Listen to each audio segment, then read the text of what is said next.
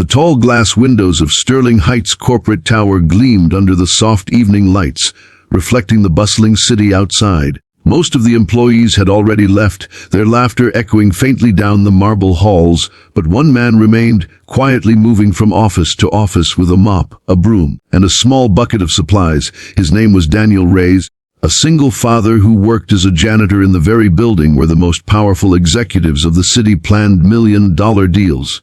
His uniform was faded, his shoes scuffed, yet his face carried a quiet dignity. Every evening, as others rushed out to taxis, sleek black cars and subway trains, Daniel began his shift. He would sweep, wipe, and scrub until the glass desks gleamed and the floors reflected the golden overhead lights. Few noticed him, except for the CEO herself, Evelyn Sterling. Evelyn was a woman in her late 30s, sharp-minded and always dressed in tailored suits that matched her reputation. People whispered her name with a mix of awe and fear.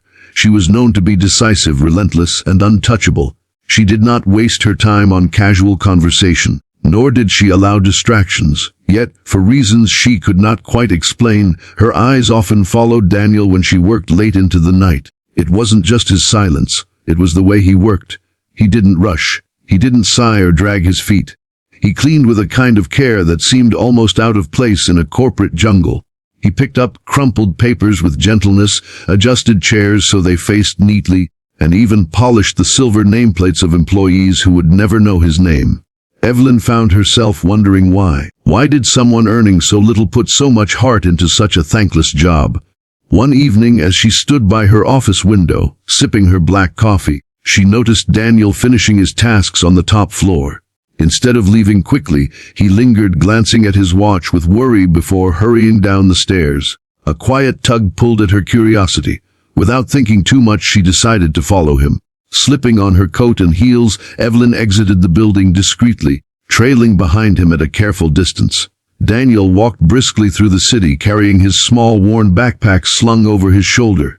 The night was cool, and the streets buzzed with neon lights and the sound of cars honking.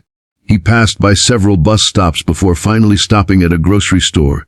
Evelyn, keeping her distance, watched him push a small cart, carefully picking discounted items, always checking the price tag twice. She noticed the way he put back fresh strawberries, choosing instead a cheaper loaf of bread.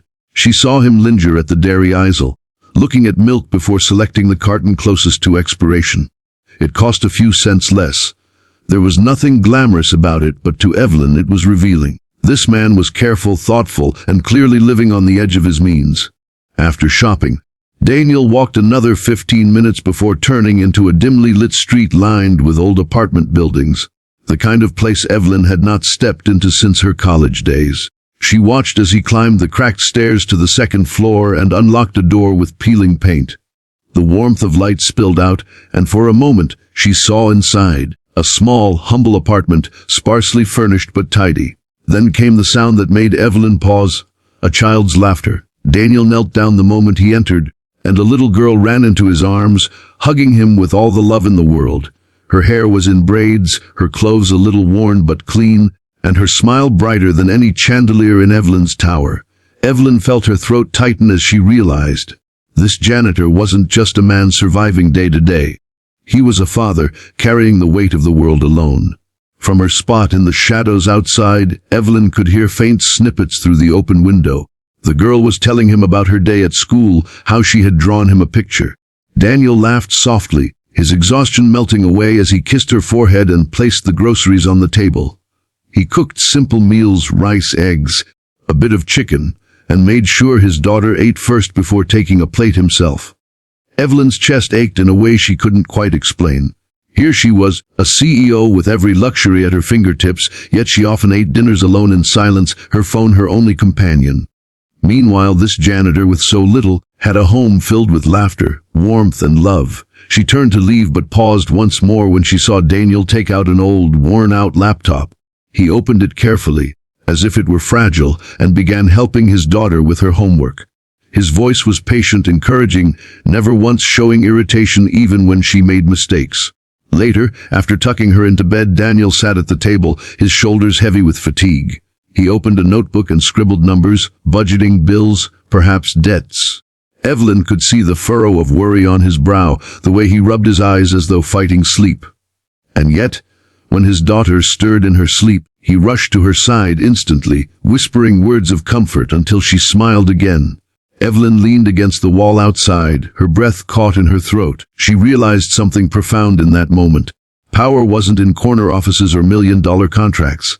Power was in sacrifice. Power was in a father who worked all night scrubbing floors, then came home to be a hero in his daughter's eyes. That night, Evelyn couldn't sleep. She thought about Daniel's hands, rough from cleaning chemicals, yet gentle enough to braid his daughter's hair. She thought about how easily the world overlooked people like him, people who carried burdens silently, without applause, without recognition. And for the first time in years, Evelyn felt something inside her shift.